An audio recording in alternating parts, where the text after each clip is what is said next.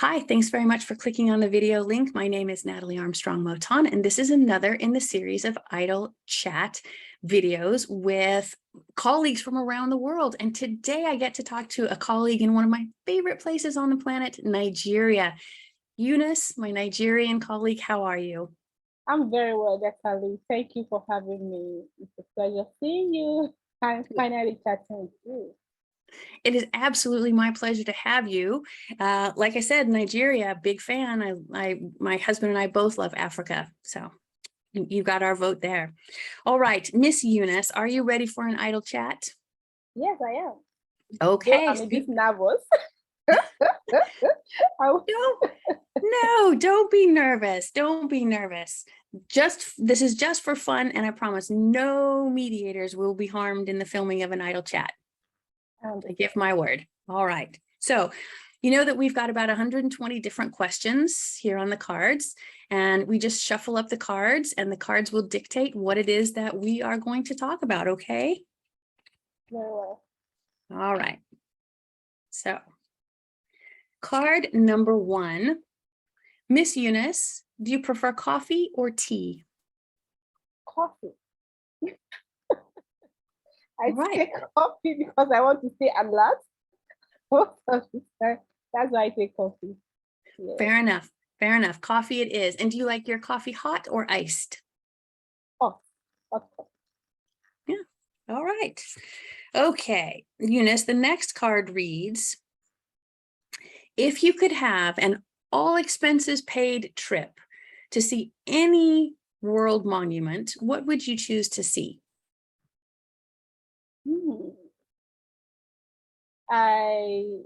I've been to Dubai. I would love to go back there again to see what Khalifa is. Yes, I would love to go back to Dubai. Dubai, yeah, really pretty, isn't it? Thank you very well. Really pretty. Good answer. All right, Eunice, if you had an opportunity to design a new banknote, whose face would you put on the bill? A new banknote. Whose face will I put on it? That's a serious one. For which country? I think that's up to you. You choose. If I have to print a new note for Nigeria, whose face will I put?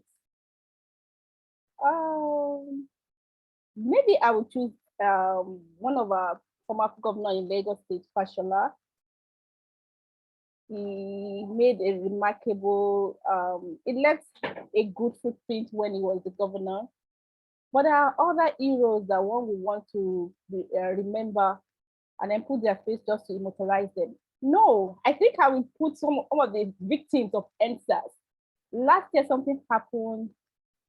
Was it last year? I think 2021, October 2020, something happened remarkably in Nigeria that where people protested and many people lost their lives.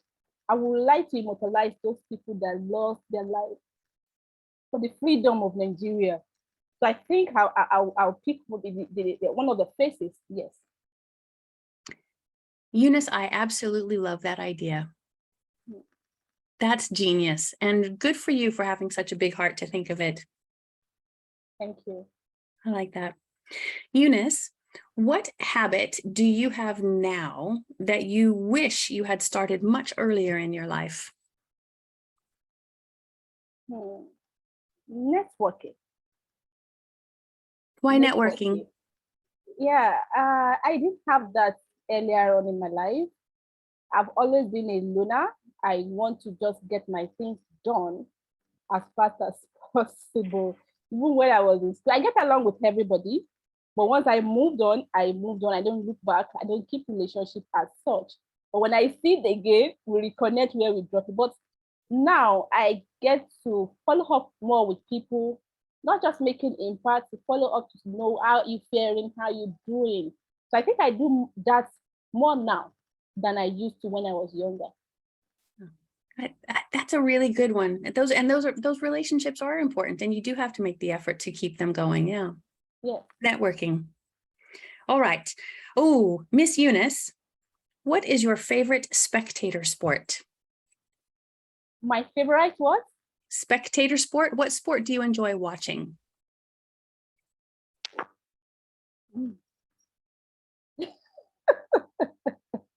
I don't know how to answer that. Well, just relax. Any sport is fine for me. The sport, I think I watch football because my husband loves it. So I want to sit down with him and watch it. All right. Okay. Let's see. What is the best dessert? Velvet cake. Ice cream. Velvet cake. Can't argue with that. I mean, first it's dessert, but second, I think you're exactly right. I think you're exactly right. I'm on team Eunice with that one. Eunice, is there any particular word that you just constantly misspell, no matter how many times you try to memorize how it's spelled correctly? Well,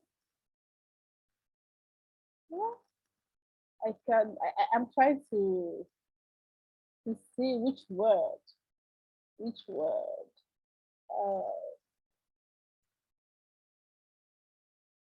None is coming to mind now, especially now that we have technology. Always test and autocorrect words.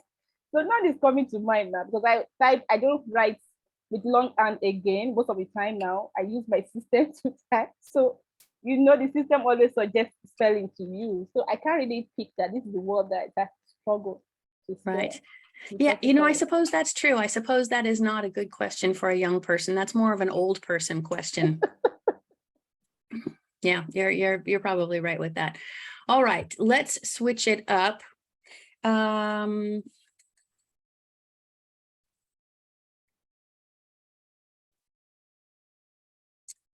Is there anything that you can't live without?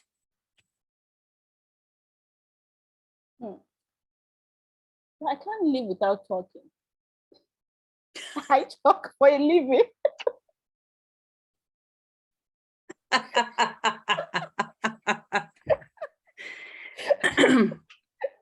I'm going to need more information. Well, when I was young, my parents used to remind me that, oh, you talk too much. I love to engage. I love to talk. I talk for a living. Anywhere you find me, I'm trying to teach. I'm trying to impart.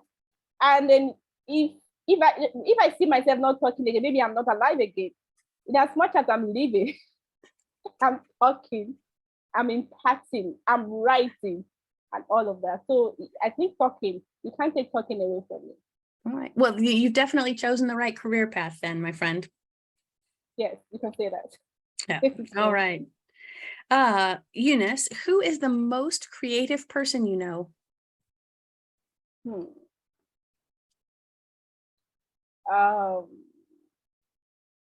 Well, I would say Jesus. I'm a person of faith.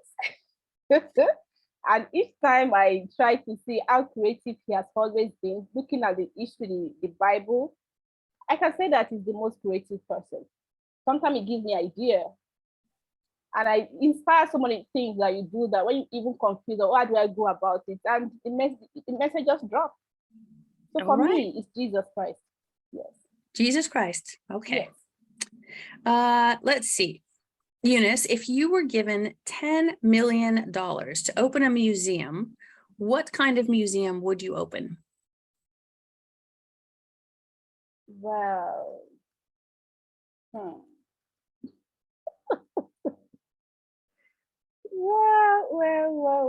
We have a lot of arts then, maybe to keep history, because you understand the future when you understand where people are coming from.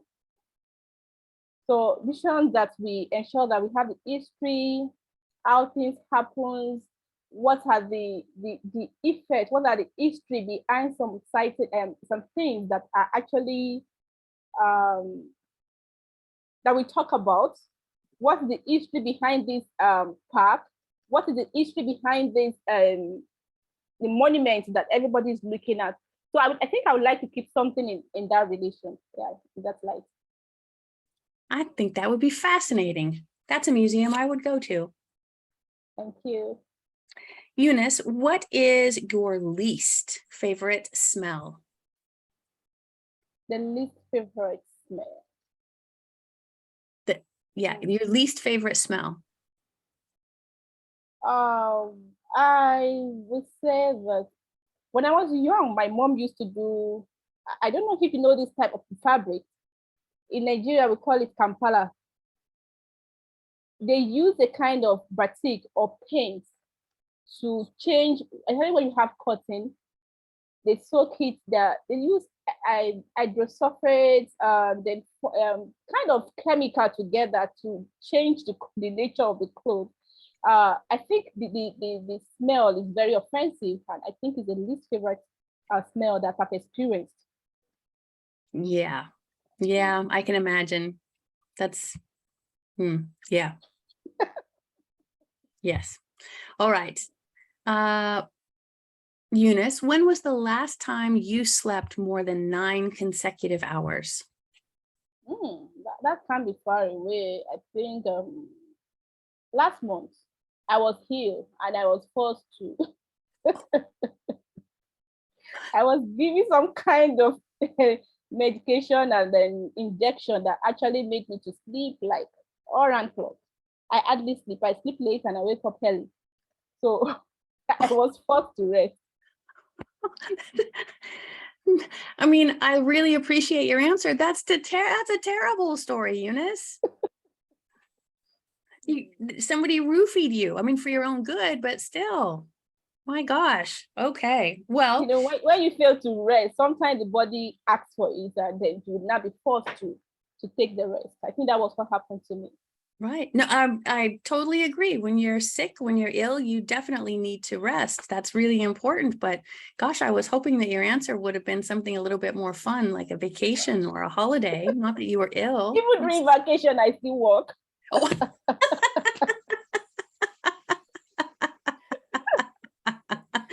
I do a lot of things. I blog, I do my law practice, I do mediation, volunteer in so many places. So I'm always busy doing something.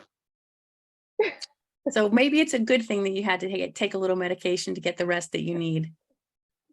Yeah, before you wear yourself out. All right. Well, Eunice, thank you so much for joining me for an idle chat.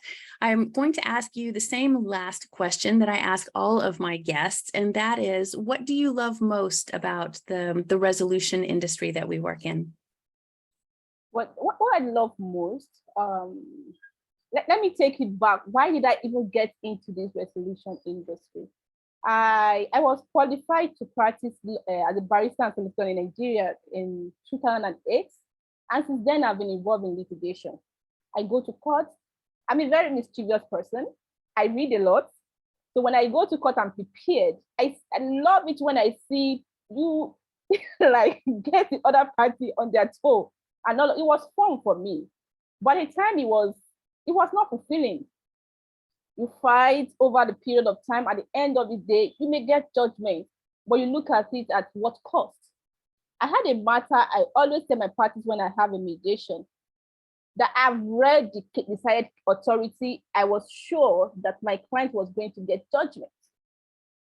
And it took about 4 years before we could conclude the matter. And at the end of the day, the magistrate gave judgment, well, part in favor of my client and part not totally in favor of my client, which was totally against the decided cases, the precedent.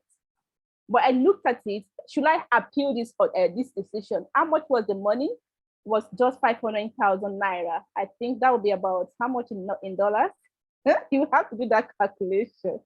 I think that should be about 1,000. It's not up to $1,000. Yeah, so I think that would. That would be like $800. Yes. So I imagine that if we had embraced mediation, would have saved this stress. My client has spent so much, and this is where we are. So at that point, I went into mediation advocacy training, and we had to do pupillage at the Citizen Mediation Center in Nigeria.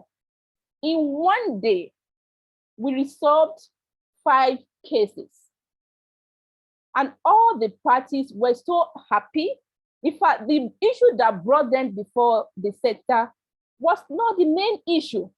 There were hidden issues that party was able to express themselves. They were able to lay out, this is why I'm asking this person to do this. And it was so fulfilling seeing people reuniting, see people being able to lay out, this is what I'm going through, this is how I feel, and mending relationship. It was a fulfilling moment for me. And I want to continue to be part of that process where you help people to resolve matter amicably and help them reconstruct or have a relationship that has been damaged. You see people, family matters that, you know, from generations, cousins, they come together, they wept, they express themselves, and they reunited. It was a fulfilling moment for me. And I want to continue to be in that industry, bringing people together, helping people to resolve their matter in the most effective and efficient way. Yeah, and it is just so magical when we can help people get there, isn't it? Yes, yes, very. It is. Well, Eunice, thank you very much. I really appreciate it. If someone wants to learn more about you or your practice, what's the best way for them to reach out to you? Okay, they can reach out to me on LinkedIn. My name, Eunice Tolu Olatunji. Then on my firm website, www.fcbalp.com. And they can send me a mail, eunice.tolulokpe.olatunji@gmail.com, or send to my firm, info@fcbalp. Perfect. Perfect. Thank you so much for spending some time with me today and letting me get to know you a little bit better. It's always so much fun to talk to one of my clients in Africa, or colleagues rather. It's always so much fun to talk to one of my colleagues in Africa. Thank you for having me. I'm so delighted to have this chat with you. Thank you very much. You're welcome. My pleasure. Take care. One of these days to see you. That's a deal. And we'll be back to Nigeria soon, I hope. I'm looking forward to that. All right. Take care. Thank you. Bye-bye. Bye.